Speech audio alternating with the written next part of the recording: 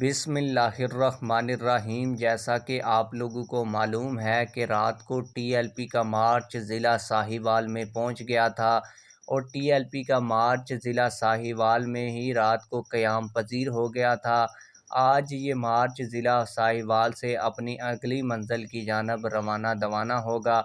आज की इस वीडियो में हम आप लोगों को ज़िला साहिवाल से टीएलपी ने जितने वोट हासिल किए थे मुकम्मल इलेक्शन रिज़ल्ट आप लोगों के साथ शेयर करेंगे।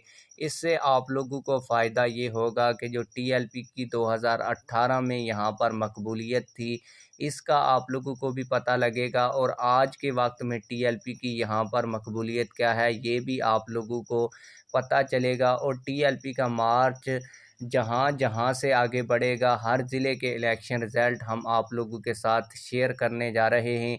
इस वक्त टीएलपी का चूँकि लॉन्ग मार्च जो है वो साहिवाल में पहुंचा हुआ है और साहिवाल के कौमी असम्बली के 3 हलके हैं, इनके मुकम्मल इलेक्शन रिज़ल्ट आप लोगों के साथ शेयर करने जा रहा हूं। लेकिन वीडियो शुरू करने से पहले आप लोगों से एक छोटी सी रिक्वेस्ट है, अगर आपने अभी तक हमारी इस वीडियो को लाइक नहीं किया हुआ तो वीडियो को लाजमी से लाइक कर दें।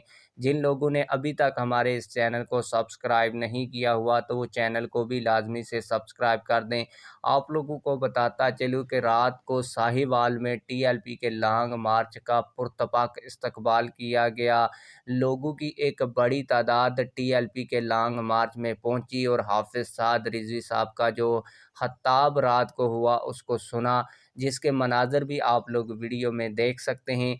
आप लोगों को बताता चलूँ कि ज़िला साहिवाल के अंदर कौमी असम्बली के 3 हलके हैं और तीनों का इलेक्शन रिज़ल्ट मैं आप लोगों के साथ शेयर करूँगा।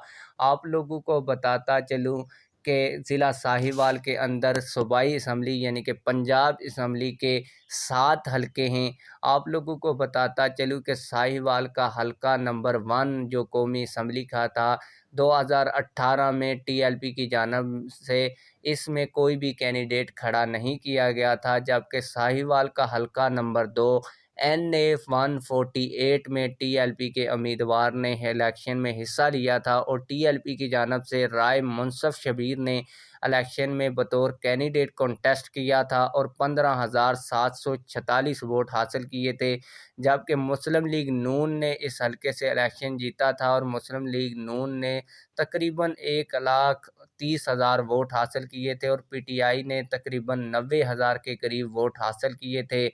आप लोगों को बताता चलूँ कि साहिवाल की आवाम जिस तरह टीएलपी के लॉन्ग मार्च के इस्तकबाल के लिए निकली है, इससे लगता यही है कि 2018 में जो टीएलपी ने वोट लिए थे वो कुछ भी वोट नहीं लिए थे, लेकिन अब टीएलपी की जो मकबूलियत है वो साहिवाल के अंदर बहुत बढ़ चुकी है।